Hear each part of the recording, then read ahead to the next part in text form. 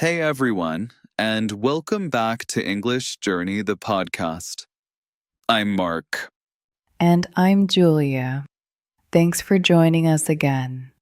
Today's episode is all about a very real part of life: problems, stress, and difficult decisions. That's right. Sometimes life feels easy, but sometimes everything happens at once. Work problems, big decisions, small annoyances. It can feel like a lot. And today, we're going to show you the English you need to talk about those moments. Here is how today's episode will work. First, we'll listen to a short conversation between two friends, Emma and Josh. Then, after the dialogue, Mark and I will explain each important word and phrase slowly and clearly. We will tell you what it means, give you simple examples, and even share some personal stories to help you remember them better. And remember, don't worry if you don't catch everything the first time. You can always pause, go back, and listen again. So, are you ready to hear how Emma and Josh handle a really difficult week? Let's listen to the dialogue. Josh, honestly, my brain is a total mess today. I feel like I'm in a muddle. Nothing is clear in my head. Everything feels mixed up. Oh no, Emma. What's happened? Something at work? Well, work and also just life in general. Right now, I'm facing a huge dilemma. I got 2 job offers. Both are good in different ways, but I can't decide. Wow, that's big. What are the jobs like? Well, one job pays really well. It's in a big company, good salary, fancy office. But the work sounds super boring. Just spreadsheets and reports all day. Not very exciting. Exactly. The second job sounds amazing. Working with people, planning events, traveling sometimes. I think I would love the work, but the pay is much lower. So now I'm in a dilemma: money or passion, stability or happiness. Classic dilemma. That's a hard one. It really is. And on top of all that, my current job is making things worse. They keep giving me more and more tasks. No extra pay, no help. I feel like I'm in a tight corner. Like I can't move in any direction without problems. That's horrible. Small problems like losing your keys or missing a bus, those are mildly irritating. Annoying, but you get over it. But what you're dealing with sounds intensely annoying. It's the kind of stress that stays inside you all day. Yeah, every tiny thing now makes me crazy. Someone at work left dirty dishes in the kitchen, and I almost cried about it. It's like my patience is completely gone. Honestly, sometimes I just want to take a back seat. Stop trying to fix everything. Let someone else deal with the mess. Yeah, and that's okay sometimes. You don't always have to be the one in charge. Sometimes stepping back helps you breathe again. Maybe you're right. And I'm trying to stay positive. I keep telling myself, maybe I'm starting to see the light at the end of the tunnel. Like maybe this crazy time will end soon. I believe it will. You're strong, Emma. But you're right. You have to make a decision soon. Otherwise, you might come to a dead end where neither job is available anymore. Exactly. That's my big fear. If I wait too long, I lose both options and be stuck in the same old miserable place. So maybe first step, get to the bottom of things. Really find out the truth about both jobs. Ask hard questions. Talk to people who already work there. Get real answers. Not just what they tell you in interviews. Good idea. I'll email both companies. Maybe even call someone who works there. I want to know what a real day at work looks like. Exactly. And you also need to get a grasp of what matters most to you. Yeah, like I need to sit down and really think. Is it better to have more money but feel bored every day, or have less money but feel excited and proud of what I do? Exactly. No one can tell you the right answer. But once you get a grasp of what your heart really wants, the decision will be easier. Thanks, Josh. Honestly, just talking about it is helping me already. My brain still feels a bit muddled, but at least I see a way forward now. Good. You're doing the right thing. Take your time. Ask questions. Listen to yourself. You are stronger and smarter than you think, Emma. Thanks. I really needed to hear that today. Anytime. That's what friends are for. Poor Emma. That was a really difficult situation. She had so much stress and so many big decisions to make. But it's great because we heard lots of useful phrases in that short conversation. Exactly. And now we're going to go through those words and phrases together. Let's start with the very first thing Emma said. She said she was in a muddle. Now, when you're in a muddle, it doesn't just mean you're busy. It means your mind feels totally messy. You're confused. You don't know what to do first. Everything feels mixed up. Exactly. It's like when you have so many thoughts and tasks flying around that you can't even decide what's important anymore. I remember last year when I moved to a new city. It was crazy. New flat, new job, new neighborhood. I was totally in a muddle for weeks. One day, I tried to go grocery shopping and I ended up walking in circles for almost an hour because I couldn't find the supermarket. And then I realized I had left all my important papers at home. Passport, ID, everything. It felt like my brain had just stopped working. That sounds just like me when I started my first teaching job. I remember waking up at 5 a.m. trying to get everything ready.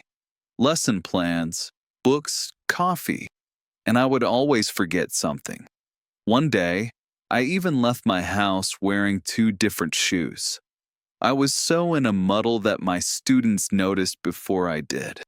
It's that feeling where your body is moving, but your brain is running 10 minutes behind. Exactly.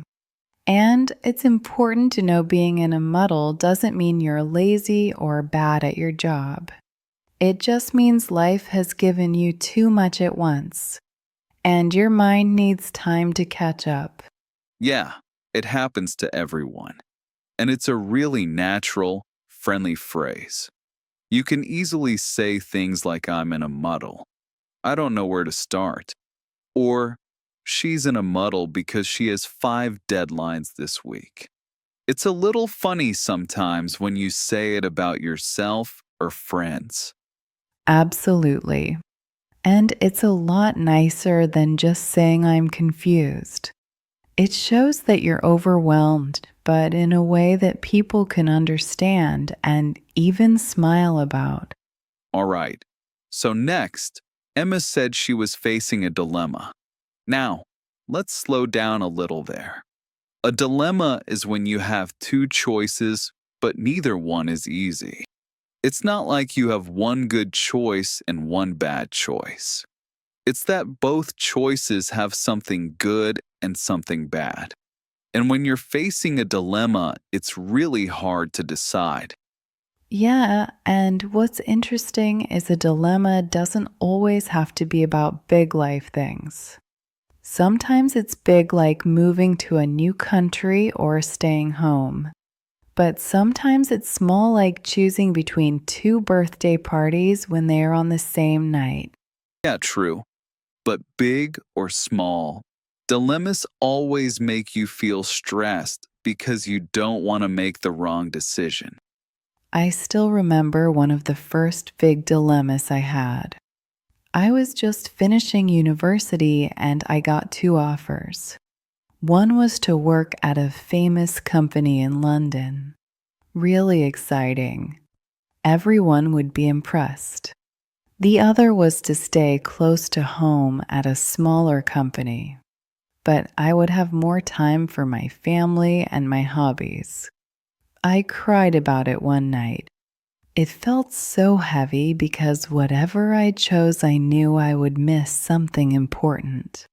I know that feeling too well, Julia. When I moved abroad for a teaching job, it wasn't easy either. I loved my family and my friends. I didn't want to, leave them. But at the same time, I really wanted an adventure. I was totally facing a dilemma for weeks. I even made a big list, pros and cons.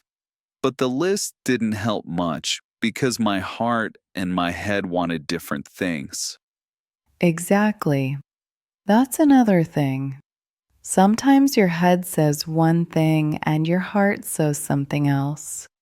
And that's what makes a dilemma so hard. It's not just logic, it's also emotions. Yeah, and sometimes people around you will give you advice. But it doesn't always help, because at the end of the day, you have to live with the choice you make. Absolutely. And that's why we say face a dilemma, because it feels like standing right in front of something difficult. You can't escape it. You have to deal with it. So, when you want to use this phrase, you can say things like, I'm facing a dilemma about moving to a new city. Or, she's facing a dilemma between studying abroad and getting a new job.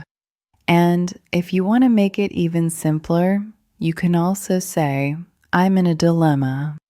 I'm in a dilemma. Or he's in a dilemma about what to do next. All right. Next, Emma said she was in a tight corner. Now, this is a really great phrase. When you say you're in a tight corner, it means you are stuck in a difficult situation. You don't have much space to move. You don't have many choices. It's like being in a small, uncomfortable place, and you can't easily get out. Yeah, and it's not just about feeling uncomfortable. It's about feeling trapped. Like, whatever you do, it's going to be hard. I remember once early in my career, I was working at a school where the manager gave me two impossible tasks. One task needed to be finished that same day, and the other needed to be finished before noon. But there was no way to do both. I was totally in a tight corner. Oh, wow. I can imagine. And the worst part is, when you're in a tight corner, you often feel alone, like no one is coming to rescue you. You have to figure it out by yourself. Exactly. And sometimes it's not even about work. I remember when I was younger, I borrowed my friend's bike and I accidentally scratched it. Not a big scratch, but still, it was noticeable.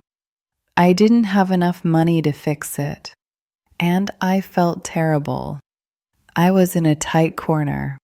Do I tell him right away and risk him getting angry? Or wait, save up money quietly and fix it without telling him? Neither choice felt good. I had something like that too.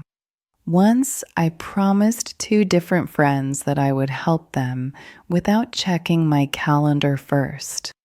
Then I realized both of them needed me at the same time, same day. I couldn't be in two places at once. I felt trapped and guilty. It was definitely being in a tight corner. And that's the thing. Um, when you're in a tight corner, you usually feel stressed, uh, guilty, and pressured all at once. It's not fun, but it happens to everyone. Yeah, and it's such a useful phrase to describe that feeling. Here are some examples you can use in your life. I'm in a tight corner at work. I have 2 deadlines today. He was in a tight corner after losing his passport abroad. And here is another one. She is in a tight corner because she promised too much to too many people, and you don't even have to explain everything. Sometimes just saying, I'm in a tight corner helps people understand that you need a little patience or support. Absolutely. It's a simple but powerful way to ask for understanding when life feels really difficult. All right. Next, let's talk about 2 great ways to describe different kinds of problems: mildly irritating and intensely annoying. So, first, mildly irritating. This means something is a little bit annoying. It's not a big problem. It bothers you, but you can still smile or move on easily. Exactly. Like when you spill a little bit of coffee on your shirt right before work, or when the bus is late by 5 minutes. It's not the end of the world. It's just mildly irritating. I remember one time I was late for a meeting because every traffic light turned red. Every single one. It wasn't a disaster, but it was definitely mildly irritating. I remember sitting there in my car laughing because it was so silly. Yeah. Or like when your phone battery dies just before you take a perfect photo. Not a huge problem, just enough to make you sigh and say, oh, come on. Exactly. Now, on the other side, we have intensely annoying. And this means something that really makes you angry or very, very frustrated. Yeah, intensely annoying is when a small thing keeps happening again and again, or when it feels personal, like it's attacking your peace of mind. For example, once I lived in an apartment building. My upstairs neighbor played really loud music at 2 in the morning, every night for a week. At first, it was just mildly irritating. But after the third night, it became intensely annoying. I couldn't sleep. I was so angry. I actually bought earplugs. Oh no, I had something like that too. When I lived in a shared house at university, one of my housemates used to leave dirty dishes in the sink for days. At first, I thought, okay, maybe he's busy. But after a week, oh my goodness, it was intensely annoying. Every time I wanted to cook, there was no space because of his mess. Yeah, that's the kind of thing that moves from a little problem to this is driving me crazy. All right, now let's talk about another really useful phrase: to take a back seat. Yeah, when you take a back seat, it means you stop trying to lead, stop trying to control everything. You step back and let someone else take charge. It's like being in a car. The driver is at the front making the decisions. If you take a back seat, you're just sitting and watching, not driving. Exactly. And sometimes it's not because you're lazy or you don't care. It's because you're tired or you feel like someone else can handle it better for a while. And that's okay. Totally. I remember when I was planning a big family party a few years ago. At first, I was trying to organize everything. The food, the decorations, the music, even the parking. I had got so stressful that I couldn't enjoy anything. So one day I said, that's it. I'm going to take a back seat. And I just helped where they needed me. And honestly, the party was better because I wasn't trying to control everything. I love that. I had something similar too. When I was working on a big group project at university, at first, I tried to manage the whole thing. When we were meeting, writing emails, all of it. But it got too much. I was stressed. I was cranky. And the team wasn't happy either. So, I decided to take a back seat for a while. I let someone else lead the next meeting. I still helped, but I wasn't the boss anymore. And you know what? Everything went more smoothly after that. So, when you use this phrase, it's a way to say, I'm letting others lead now. Or, I'm giving myself a little rest from making all the big decisions. All right, now for a really hopeful phrase. See the light at the end of the tunnel. Yeah, I love this one. It means that even though you are in a hard, dark, difficult time, you're starting to see that it's going to get better. There is hope. You're not finished yet, but you can finally see that the bad days are ending. Exactly. It's like when you're in a long, dark tunnel, and finally, far ahead, you see a little bit of light. You know you're getting closer to the exit. You're not stuck forever. And I remember a time in my life when this phrase really made sense to me. When I was doing my master's degree, there were weeks where I had essays, exams, and presentations all at once. I barely slept. I felt so tired and stressed. I honestly thought I couldn't finish. But then, when the last few days of the semester came, I could see the light at the end of the tunnel. I knew the hard work was almost over, and summer was close. I had a time like that too. When I was saving money to travel, I worked 2 jobs, teaching in the morning and waitressing at night. For months, it felt like I was just working, sleeping, and working again. But one day, I looked at my saving accounts and realized I'm almost there. That was my light at the end of the tunnel moment. It gave me so much energy to keep going. Exactly. It's so powerful when you realize the bad part is not forever. There is an end, and it's coming closer every day. So, when you want to use this phrase, you can say things like after months of job hunting, I finally got an interview. I can see the light at the end of the tunnel. Or, the house repairs are almost done. There is light at the end of the tunnel. It's your turn, Mark. It's been a tough year, but I know I feel like I'm seeing the light at the end of the tunnel. It's such a positive way to talk about tough situations. It reminds you don't give up. Good things are coming. All right. Now let's talk about a phrase that feels a little heavier. Come to a dead end. Yeah, when you come to a dead end, it means you can't move forward anymore.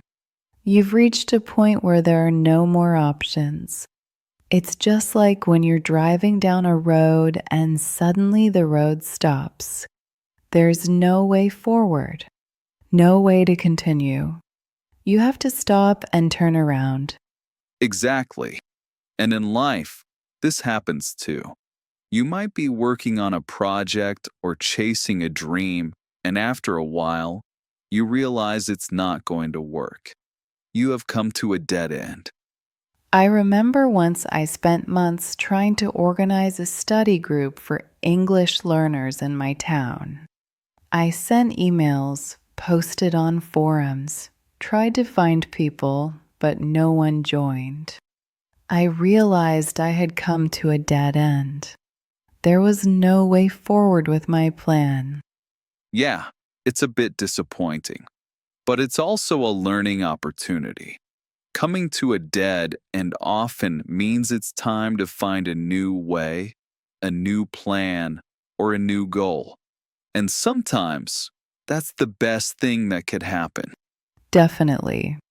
And now let's talk about weighing your options. This is very common when making decisions. Yes, when you weigh your options, you think about all the choices you have. You look at the pros and cons, the good things and the bad things, and then you try to make the best decision. I do this all the time when planning trips. Like, should I go to Paris or Rome? I think about the costs, the flights, the weather, what I want to see. I weigh my options before booking. Exactly. And when you weigh your options, it shows that you are thoughtful and careful. You're not rushing. You're taking the time to think. Yeah, and it's very polite too. If someone asks you what you want to do, you can say, I'm weighing my options, and it means I haven't decided yet, but I'm thinking carefully. All right, friends, that's a lot of phrases for today. Let's quickly review the key phrases. In a muddle, confused, overwhelmed. Facing a dilemma, tough choice. In a tight corner, stuck, trapped. Mildly irritating, small, little problem. Intensely annoying, really frustrating problem. Take a back seat, step back, let others lead. See the light at the end of the tunnel, hope, things getting better. Come to a dead end, no options, cannot move forward. Weigh your options, consider choices carefully. Great. And remember, friends, all these phrases are about real life. Everyone faces stress, dilemmas, and difficult decisions. Using these phrases in English will help you express yourself more clearly, naturally, and confidently. And don't forget, the key is practice. You can try using these phrases with your friends, your classmates, or even by speaking to yourself. Try making a small dialogue or journal entry using them. The more you practice, the more natural it becomes. Absolutely. And remember, one step at a time. You don't need to learn everything in one day. Thanks so much for joining us today. We hope you learned something useful and feel more confident talking about stress and decisions in English. See you next time.